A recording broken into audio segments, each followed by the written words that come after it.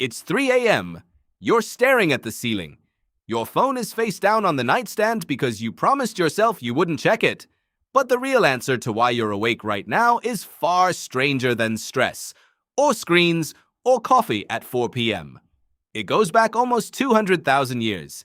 You've been told that a good night's sleep means 8 hours, straight through, lights off until the alarm. Anything less feels like failure. You blame yourself. You blame your mattress. You blame the blue light from your laptop. But your ancestors didn't sleep the way you think they did. And the moment you wake up at 3 a.m., confused and a little anxious, you are doing something almost perfectly human. Something ancient. Let's go back. Not to last week. To before electricity. Before candles even. Before fire was reliable enough to push back the dark for very long.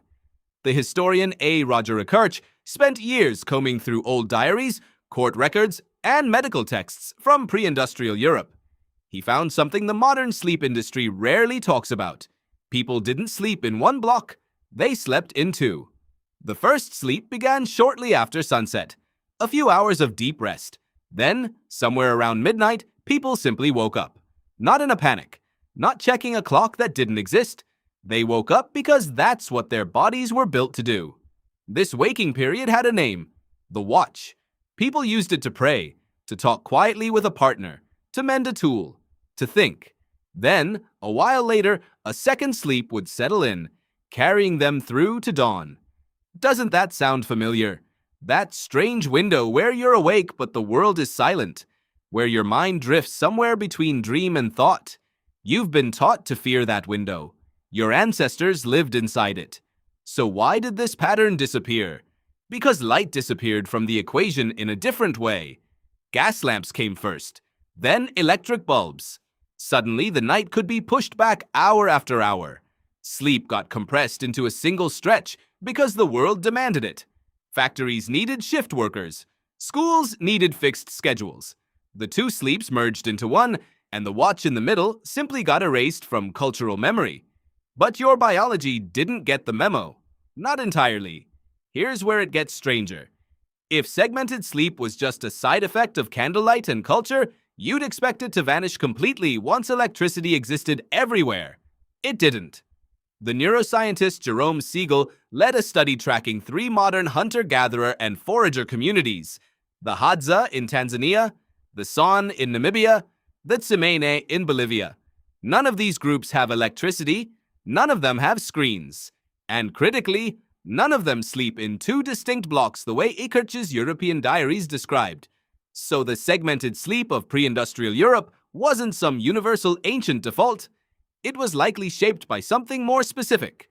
Cold winters, long nights, a culture that had time to fill the dark hours. What Siegel's research did confirm, though, is something else entirely. These groups go to bed hours after sunset, not right when darkness falls.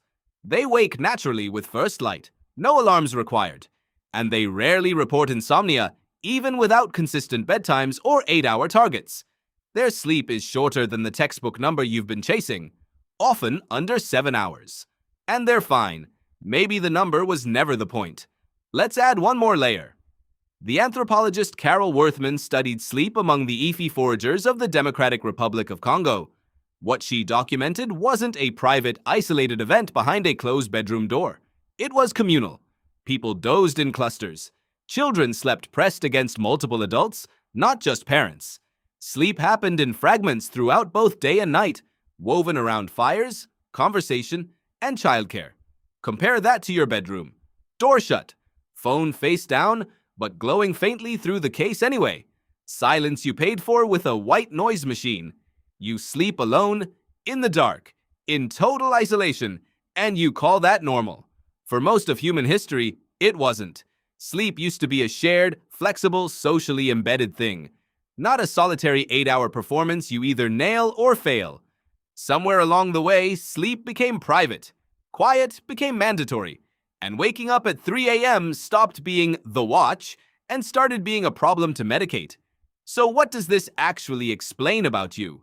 It explains why a glass of wine and a sleep app aren't fixing your 3 a.m. wake-ups, because your body might not be malfunctioning at all.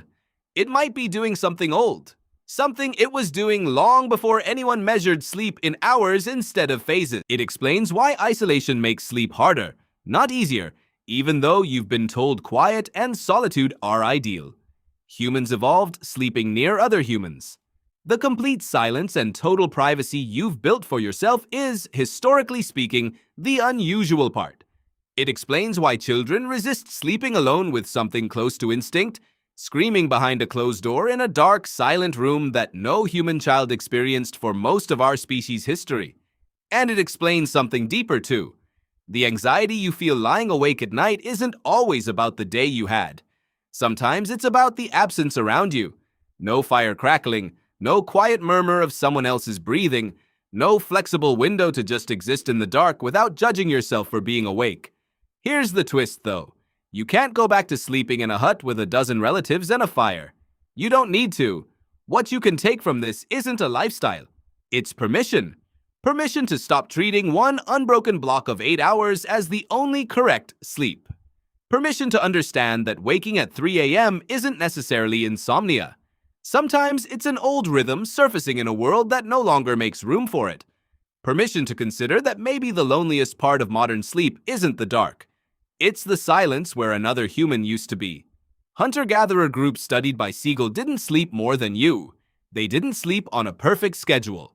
What they had instead was lower light exposure at night, more physical activity by day, and crucially, almost none of the anxiety about sleep itself that defines modern insomnia. They never lay awake stressed about being awake. There was no clock shaming them for it. Maybe that's the real difference. Not the hours, not the schedule, the absence of dread. So tonight, when you wake at 3 a.m., here's something to try before reaching for your phone. Don't fight it. Don't check the time. Don't calculate how many hours of real sleep you have left. Lie there the way your ancestors once did during the watch. Let your mind wander. Trust that your body knows what it's doing because in some quiet biological way, it's done this before, thousands of generations before. It's 3 a.m. again. You're staring at the ceiling. Your phone is face down on the nightstand. And this time, you leave it there. Not because you've solved insomnia, because you've remembered something older than the question of whether you can sleep at all. Videos बनाने हैं Filmora है ना।